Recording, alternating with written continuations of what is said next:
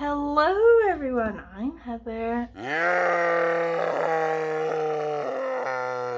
I believe this is now going to be the ninth book, ninth day, Shorty September. I am cutting onions. I apologize for that. If I start to just lightly weep in your face, please look away. It's disgusting. So my book for today is going to be the 70s and 80s prompt. So it's going to be Hadriana in All My Dreams by René Depestre. I was saying before, René Depestre is apparently like a huge, big shot in Haitian literature, and I've just been sleeping on him. I don't know why, I've never read of him before, but I'm hoping to change that. I'm hoping to fall in love immediately with this book and then read everything else he's ever written. So this one, basically, I think, is about a voodoo zombie. Not like a zombie as in gross and eyes falling out and rotting skin and eating brains and stuff, but as in a sort of undead, she's died and a spell, a voodoo spell, has brought her back, but not all the way, she's a trapped, empty soul, sort of just walking around in a body and stuff like that. I think it sounds absolutely fucking amazing, so I'm super excited to get through that.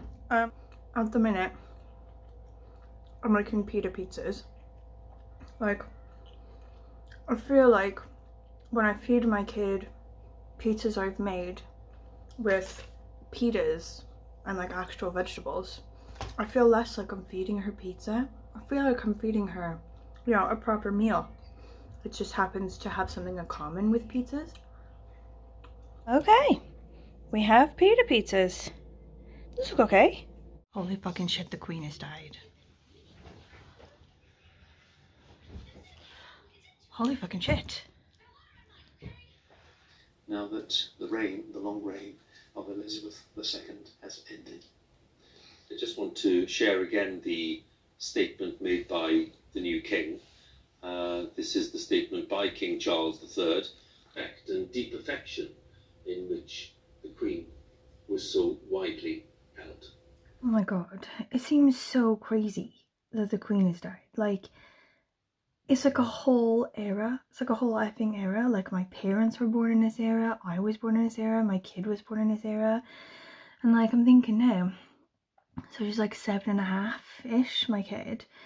I think I was 9 when Princess Diana died. And it was a really big thing. It hit me really hard. I remember being really affected by that. And I didn't even live in the UK at that time. So I don't know, is this going to be a huge thing in my kid's life, sort of remembering when the Queen died, She did ask me earlier if he was going to be an evil king, like in Lion King. And on the WhatsApp chats, everyone's going crazy, they're not ready for him to be king because he's a bit of a dildo. I mean, can I say that? Can I say that about the king? So, I don't actually know. But his mother was the best. She was so amazing, and he's carting his art around the country, I can't travel without this painting. Anyway, this is awful. I feel very unsettled and sad. As well, we've got the new prime minister who, I don't want to be weird, but is awful. It's just a lot to take in. Such times. So I want to know if this is true. Okay. So when people die, they open the door and it leads to heaven. Or do they just end up in heaven? I don't know. Because the only people who know are people who have died. Auntie Joan, the Queen, Uncle Ralph, Grandpa Ralph, whatever it is. The only people who know can't really tell us, can they? So all we have to do is just sort of guess.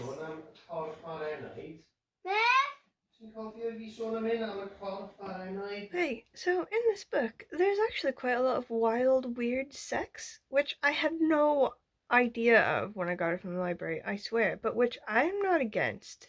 During my childhood, Germain Virejoyeuse' genital apparatus was an inevitable subject of off-color jokes. We talked about it during wakes, banquets, wedding celebrations, baptisms, first communions. Popular gossip had it that my godmother possessed a veritable cascade of loins.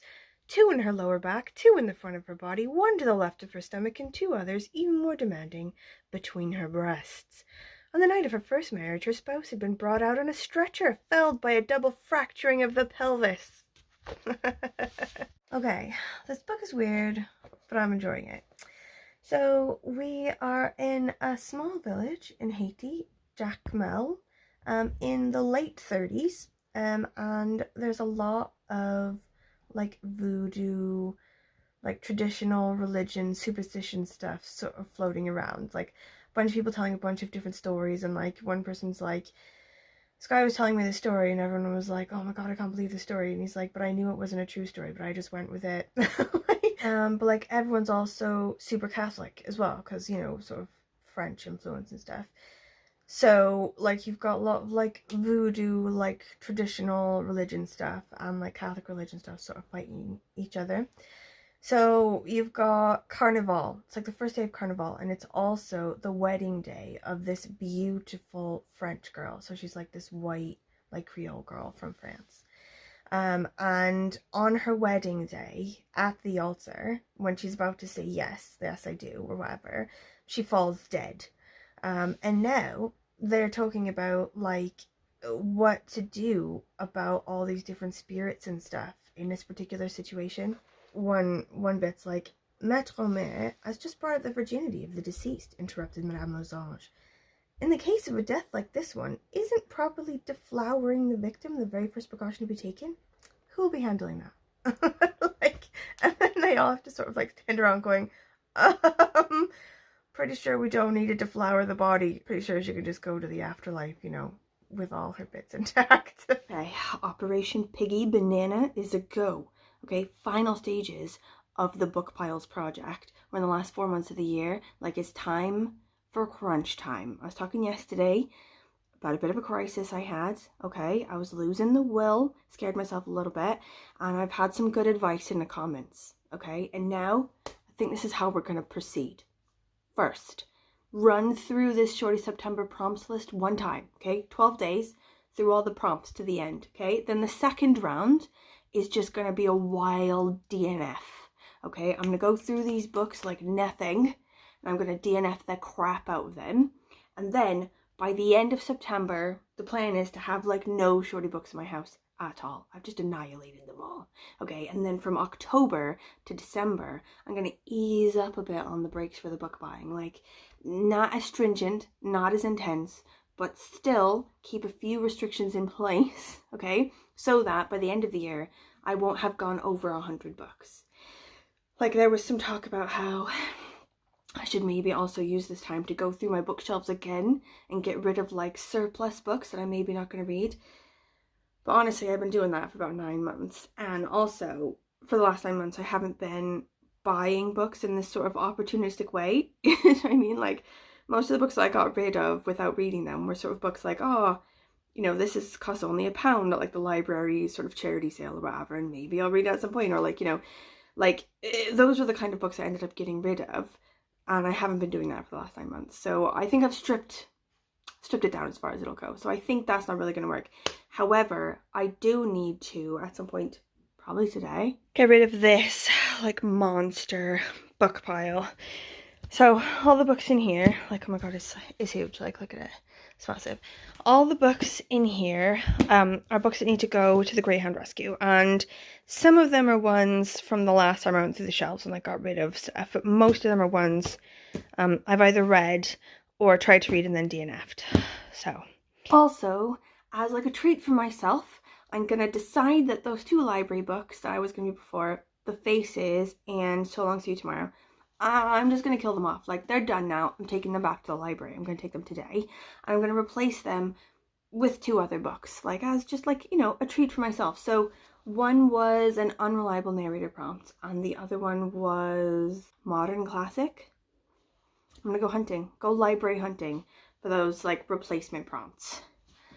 Also, the name Operation Piggy Banana doesn't really mean anything. They're just the first 2 emojis I found in my phone, and I felt like that was really fitting somehow. So.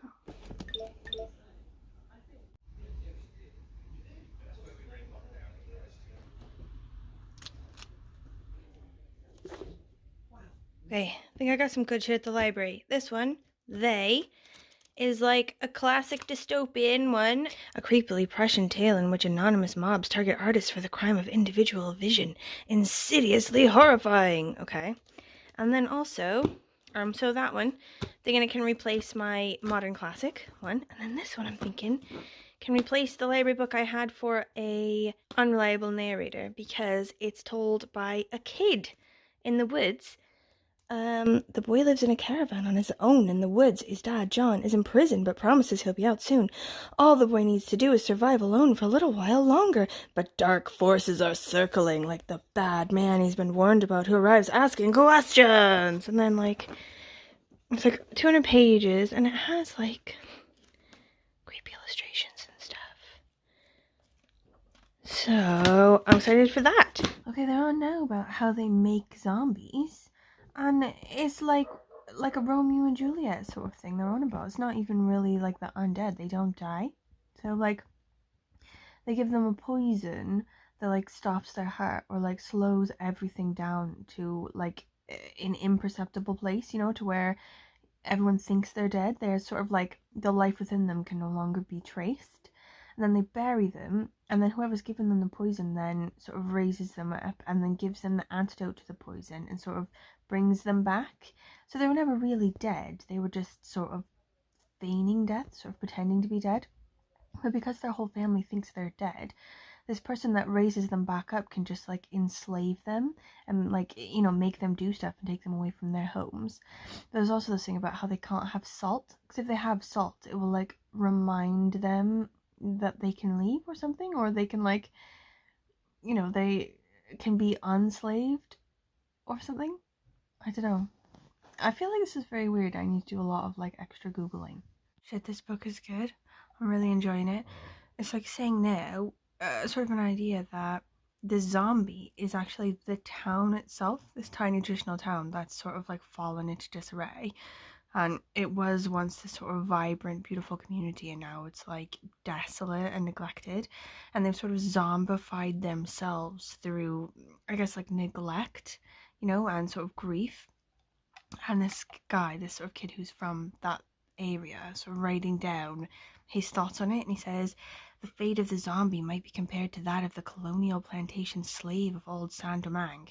Its destiny corresponds on the mystical plane to that of the Africans deported to the Americas to replace the decimated Indian labor force in the colony's fields, mines, and factories. It would make sense for the purposes of the study to determine whether the idea of the zombie is in fact one of the traps of colonial history, something Haitians might have internalized and integrated into their own worldview. Shit, that's deep. This book is good. Okay, I have finished it and I really enjoyed it. I really liked it. I'm gonna give it, I think, 4 stars. Like, I really enjoyed the characters. I really enjoyed the ending. Like, I don't want to, like, ruin it for you, obviously. But sort of, it was written in French, so the sort of poetic language and everything is only partially the author and partially the translator, which is Kiama Glover. But both, I thought, brilliant. I really loved the writing of it. The author himself, I think, was a poet, first of all, so his language is really poetic. Like, the scenes that he described about Carnival, so like the girl's dead and she's sort of like lying in this alley in her coffin, and like scenes of Carnival like going on around her, and it was really like vibrant, you know, like colourful, like a bit ridiculous, a bunch of costumes, a bunch of everything, like a bit creepy, but so good. Really enjoyed it. And also the symbolism and everything about sort of the legacy of colonialism, how sort of whole towns and villages have zombified themselves in sort of response to that. Brilliant. I loved it. I really enjoyed this one. Okay, I'm getting ready to go out now to meet some friends for drinks and everything. So I doubt I'll do a whole lot of reading tonight. Probably I'm just gonna go out and then like get a pizza or something and then fall back home. But it's maybe tonight, maybe just starting from tomorrow. The next book is Union of Synchronized Swimmers by Christina Sandu, and this one I think is about Soviet-ish, Soviet-esque country, their national swim team defecting at like an Olympics or something like that, like the whole team defecting at once. So I've heard it's really good. I'm really excited to get to it. Okay, thank you for watching if you've gotten this far. Any comments, anything at all, please let me know. Questions, concerns.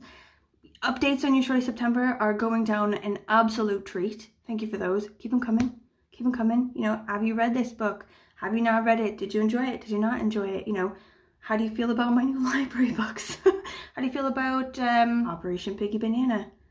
Okay, I will see you tomorrow. Okay, bye bye bye.